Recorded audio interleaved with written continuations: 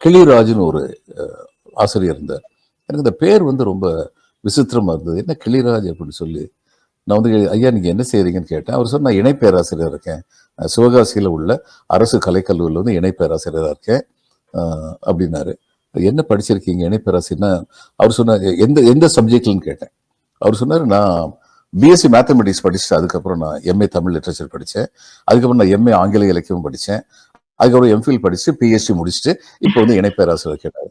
அப்படியா, குடும்பம் எப்படிங்க அப்படின்னு. என்னுடைய மனைவி வந்து எம்ஏ தமிழ் லிட்ரேச்சர், அதுக்கப்புறம் பிஎட் பண்ணாங்க. இப்போ வந்து ஸ்கூலில் வந்து ஆசிரியராக இருக்காங்க. பிள்ளைங்க அப்படின்னு 3 பொம்பளை பிள்ளைங்க எனக்கு. அதில் 2 பொம்பளை பிள்ளைங்க வந்து எம்இ பிஹெச்டி. அதுக்கப்புறம் அவங்க 3வது பொண்ணு வந்து எம்இ. 3 பேர் வந்து பிரைவேட் காலேஜில் கோயம்புத்தூர்ல வந்து பேராசிரியர் இருக்காங்க. அப்போ ரொம்ப பெரிய படிச்ச குடும்பம்.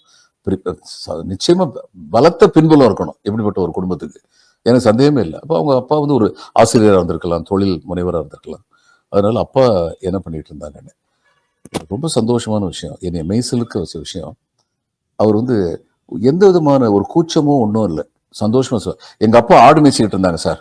எங்க அம்மா வந்து ஃபயர் ஒர்க்ஸில் வேலை பார்த்தாங்க சார். அவங்க 2 பேருமே படிக்கல. எங்க பாட்டி வந்து என் பேராண்டியாவது படிக்கணும்னு சொல்லிட்டு என்னை வந்து ஸ்கூல் கூப்பிட்டு போனாங்க. எங்க பாட்டி என்னை டே கிளின்னு தான் கூப்பிடுவாங்க, செல்லமா கூப்பிடுவாங்க. என் பேர் குருசாமி. அங்க வாத்தியார் வந்து கேட்டாரு, பையன் பேர் என்னன்னு கேட்டாரு. பாட்டிக்கு வந்து தான் கூப்பிட்ட பேர் தான் நினைவுக்கு இருந்துச்சு. இவன் பேர் கிளி அப்படின்னாங்க. வாத்தியார், அது என்ன கிளி, கிளிராஜன் வச்சிருவோம் அப்படின்னாரு. அதுதான் சார் என் பேர், இன்னைக்கு கிளிராஜ் ஆயிட்டேன், இதுதான் நான் கிளிராஜ் ஆன வரலாறு அப்படின்னாரு. I was so happy. அதாவது கிளிராஜ் வந்து ஒரு மிகச்சிறந்த உதாரணம். எந்த தடைக்கல்லையும் படிக்கல்லாக மாற்றுகின்ற தீவிரம், அப்படின்னு ஒரு மிகச்சிறந்த உதாரணம். அதே சமயம் இப்படிப்பட்ட ஒரு சூழ்நிலையை, ஒரு படிக்க வேண்டும், வாழ்வில் உயர வேண்டும் என்று எண்ணுகின்ற ஒரு இளைஞன் எந்த சோசியல் ஸ்டேட்டால இருந்தாலும் அதை பற்றி கவலைப்பட வேண்டாம் அப்படின்னு அவனுக்கு உதவி செய்யற மனப்பான்மையுடைய, உறுதியுடைய, கொள்கையை தீட்டிய, கொள்கையை நிறைவேற்றி கொண்டிருக்கின்ற அரசுகள் இதெல்லாம் சேர்ந்து இவர் இந்த மாதிரி வந்திருக்காரு. அப்போ அவர் என்ன சொன்னார், சார் நான் காலேஜ் படிக்கிற வரைக்கும் எங்கள் வீட்டில் வந்து இது கிடையாது சார், எலக்ட்ரிசிட்டி கிடையாது சார், நான் அதுக்கப்புறம் தான் எலக்ட்ரிசிட்டி வந்துச்சு அப்படின்னாரு.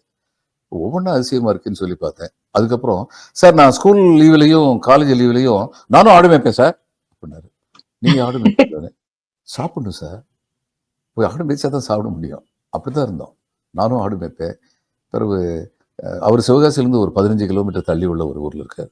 அவர் சொன்னார், நான் ஹாஸ்டல்லாம் தங்கி படிக்க முடியாது சார், அதுக்கெல்லாம் எனக்கு வசதி கிடையாது, அதனால சைக்கிள் ஒன்று இருந்துச்சு சார், சைக்கிள் எடுத்துகிட்டு போவேன் சார். போகிறது 15 கிலோமீட்டர், வர்றது 15 கிலோமீட்டர் சார், தினம் 30 கிலோமீட்டர். 6 வருஷம் தினம் 30 கிலோமீட்டர் போய் போய் ஒரு பரிசை படிச்சிருக்கேன், படிச்சு மேலே வந்திருக்கேன்.